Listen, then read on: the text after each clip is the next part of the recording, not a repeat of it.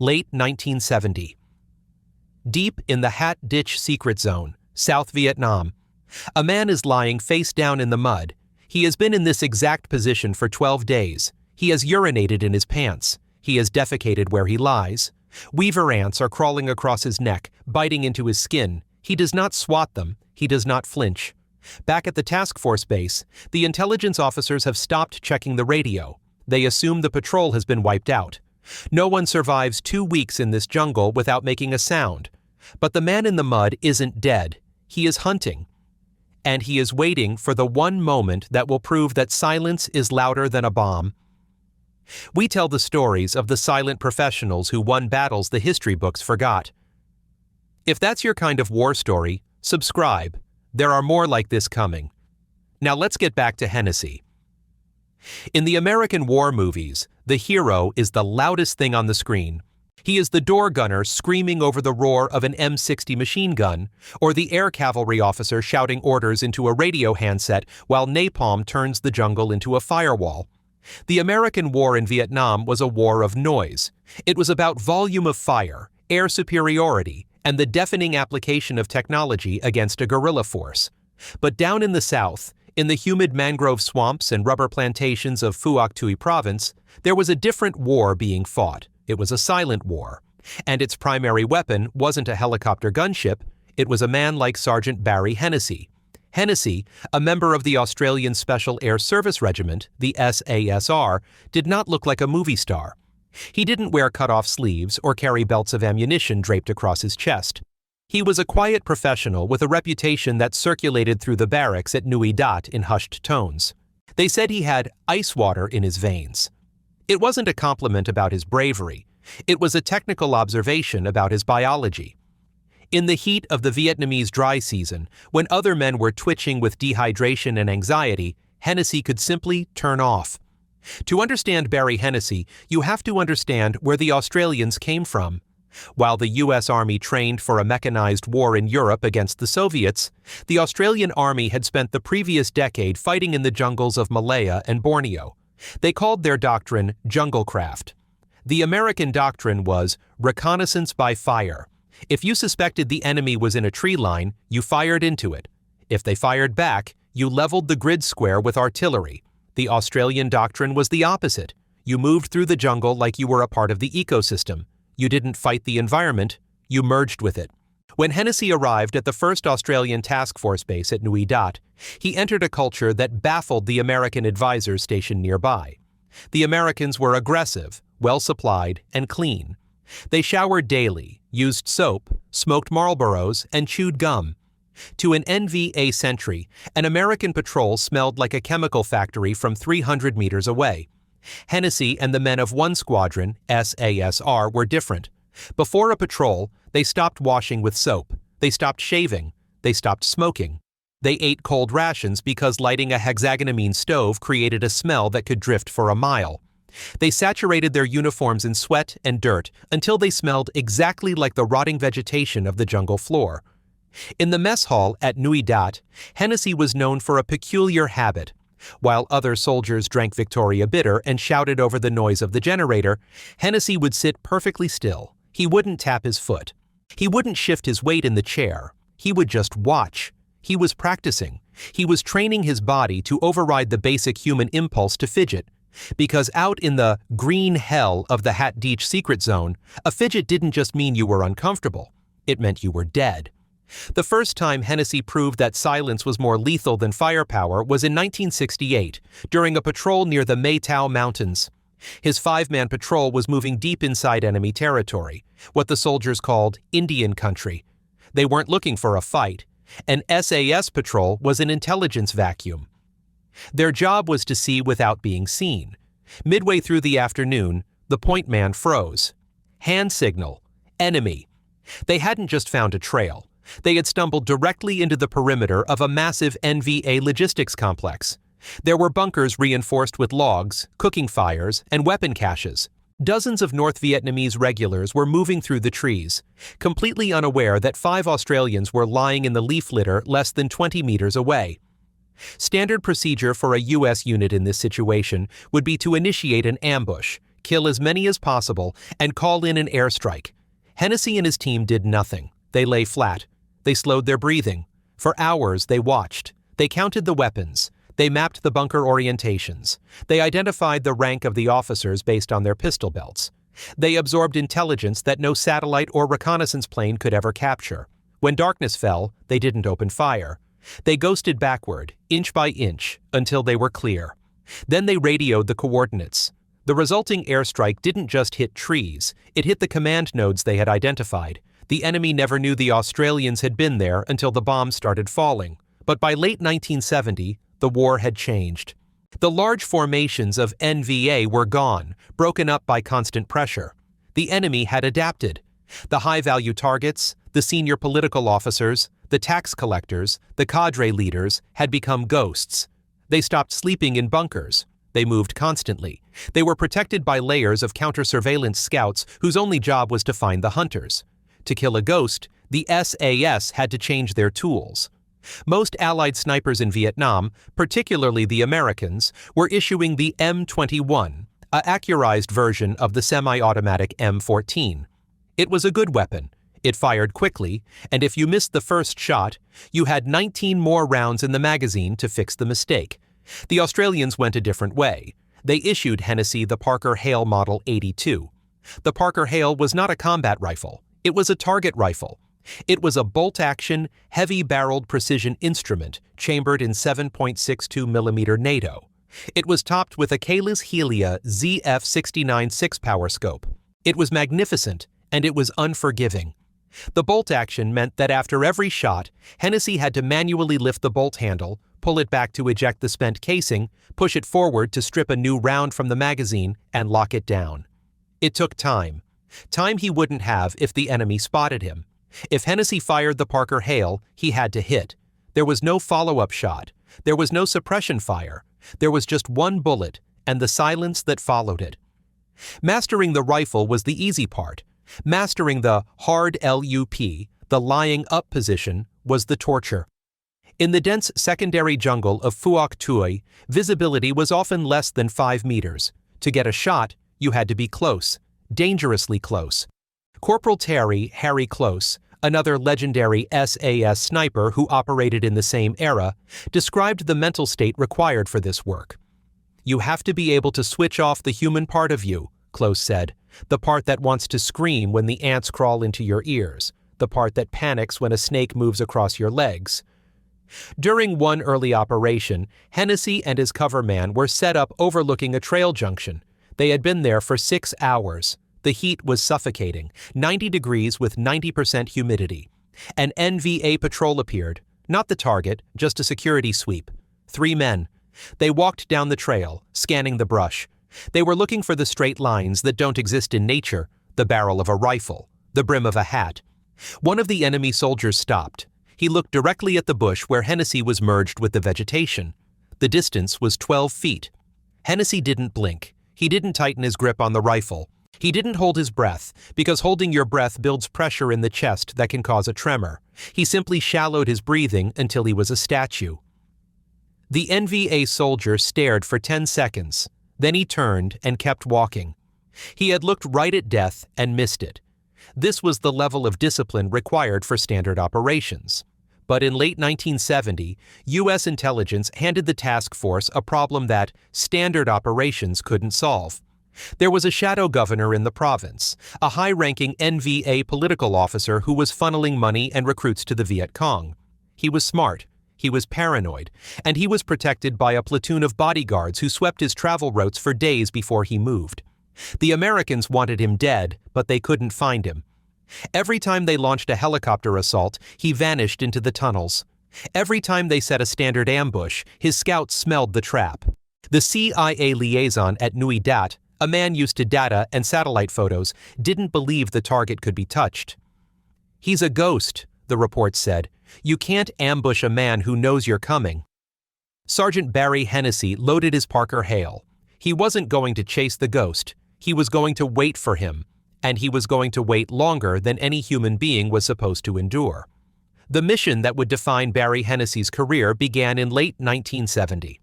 The target was a senior political officer, a cadre member of the Viet Cong infrastructure operating near the Nguyen Dinh Hills.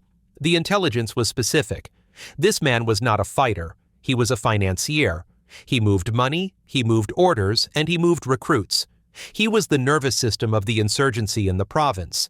And because he was valuable, he was terrified. His security detail didn't just guard him, they swept his route 3 days in advance. They looked for broken twigs, disturbed leaf litter, and the imprint of jungle boots. If they found anything at all, the route was burned, and the target vanished for months. A standard ambush team sets up for 24, maybe 48 hours. After 2 days in the jungle, you leave a signature, you create a smell, you flatten the grass. The longer you stay, the more likely you are to be detected. The CIA liaison and the American planners looked at the map and saw an impossible problem. To catch the target, you had to be in position before his scouts swept the area. But if you were in position before the scouts arrived, the scouts would find you. It was a tactical paradox. Sergeant Hennessey and his coverman looked at the same map and saw a solution. It wasn't about firepower, it was about time. They inserted by helicopter into a false landing zone miles away from the target area.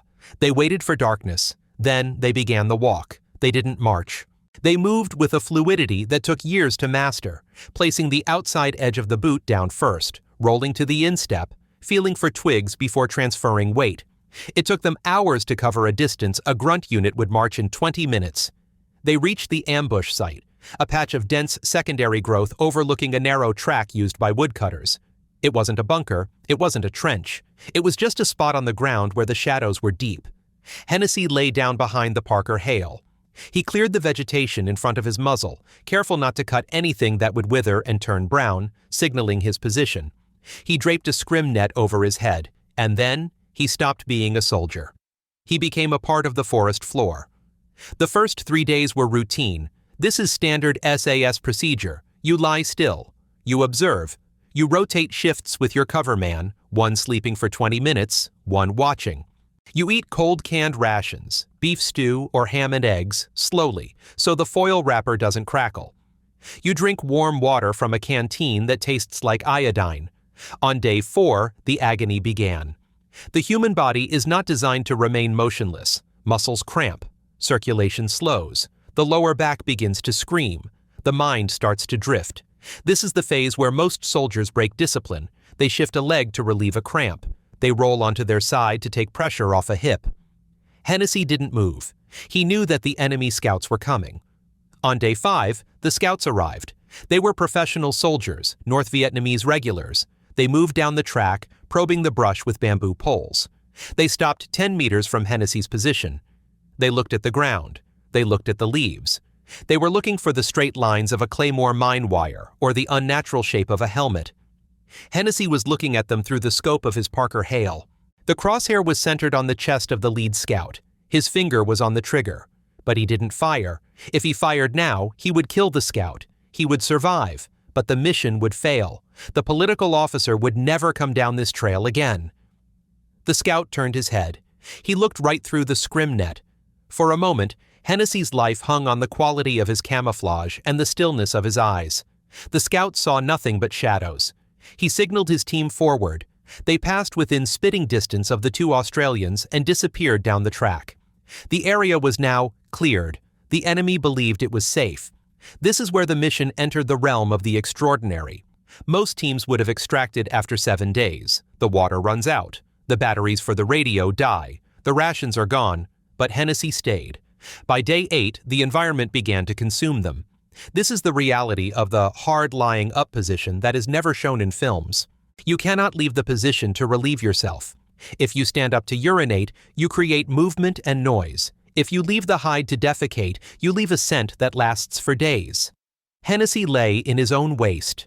The ammonia smell of urine soaked into his fatigues. The stench was overwhelming, but in the jungle, rot is a natural smell. Soap is not. By soiling himself, Hennessey was actually enhancing his camouflage. He smelled like a dying animal, not a man. Then came the insects. Phuoc Tuy province is home to weaver ants, aggressive, biting insects that swarm over anything in their path. They crawled into Hennessey's sleeves. They bit his neck. They swarmed over his hands resting on the rifle stock. To slap a mosquito is a reflex. To crush an ant biting your eyelid is an instinct.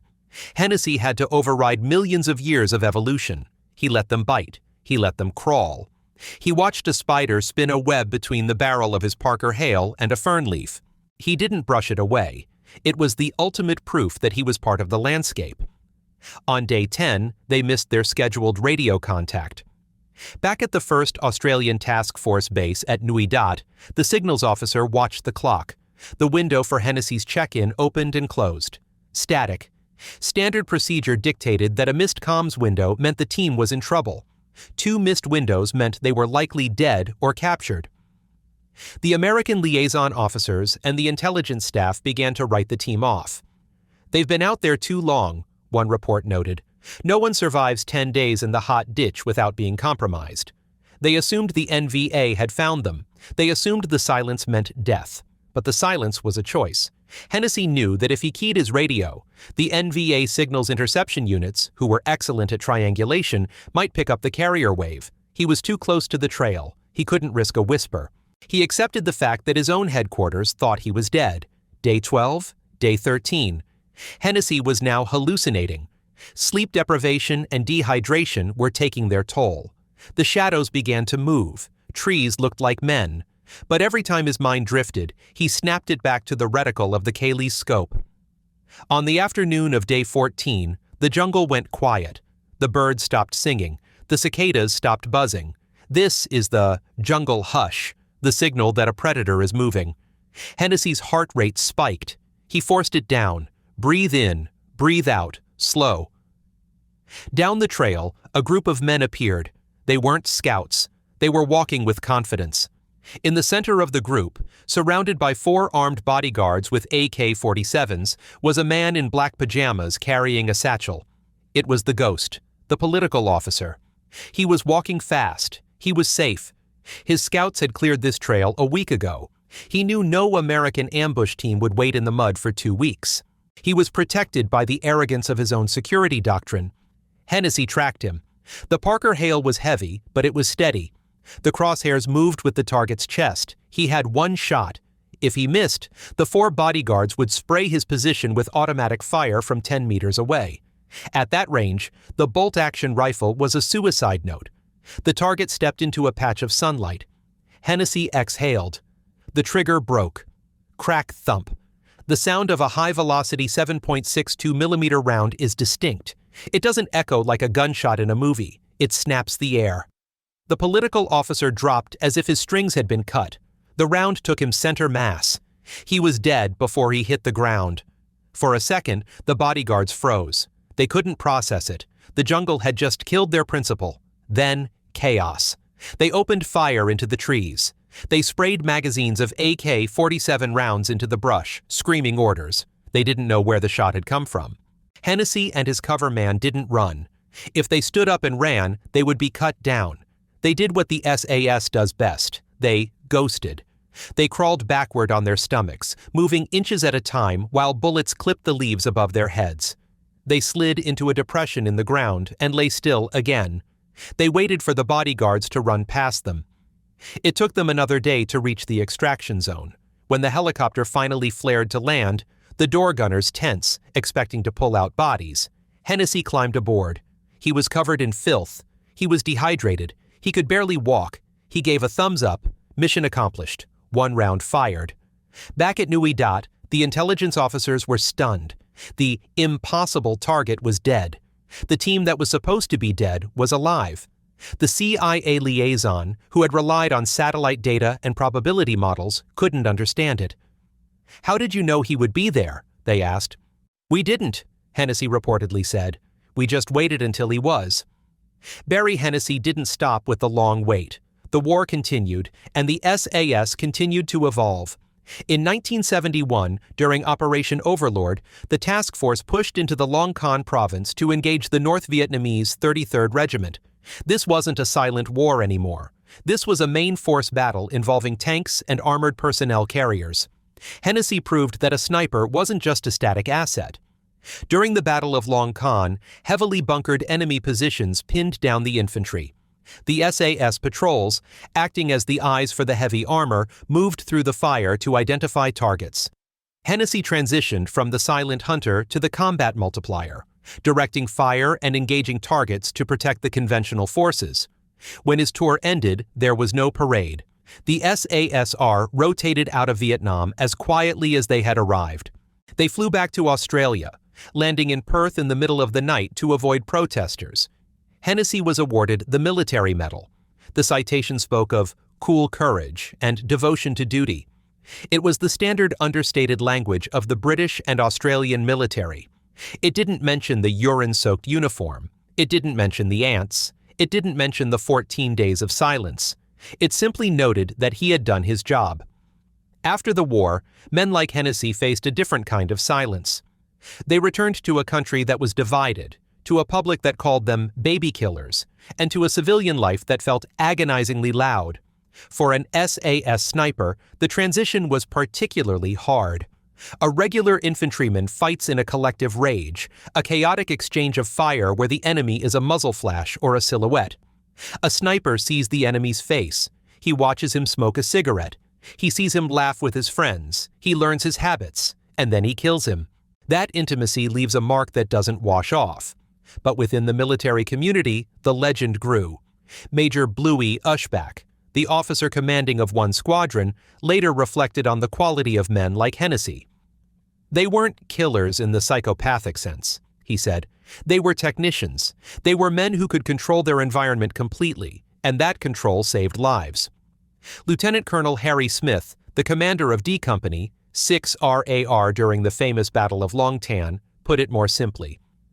The SAS were our eyes, he said. When they went quiet, we worried, not for them, but for what they were seeing. We slept better knowing Hennessey was out there. Today, the Hennessey weight is still taught in Australian sniper courses.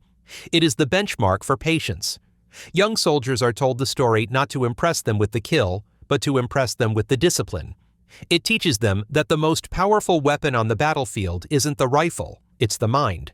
The Parker Hale Model 82 that Hennessey carried is now a museum piece. It sits behind glass, heavy and silent. But the doctrine it helped create, the Australian philosophy of Junglecraft, remains the gold standard for special operations reconnaissance around the world. In the end, the story of the 14-day shot isn't about the bullet. It's about the spider web on the barrel. It's about a man who could watch a lizard crawl across his boot and not flinch. It's about a soldier who understood that in a war of massive industrial noise, the only thing the enemy couldn't defend against was silence. The Americans dropped 7 million tons of bombs on Vietnam, 3 times the amount used in World War II. They burned the jungle with napalm and stripped the leaves with Agent Orange. They tried to change the environment to fit the war. Sergeant Barry Hennessey did the opposite. He let the jungle swallow him. He became the tree. He became the shadow. The CIA handlers thought the team was dead because they hadn't radioed in. They mistook silence for defeat. The North Vietnamese political officer made the same mistake. He thought the silence meant safety. He walked into the quiet, believing he was alone. He never heard the sound that killed him, and that was exactly how Barry Hennessey wanted it.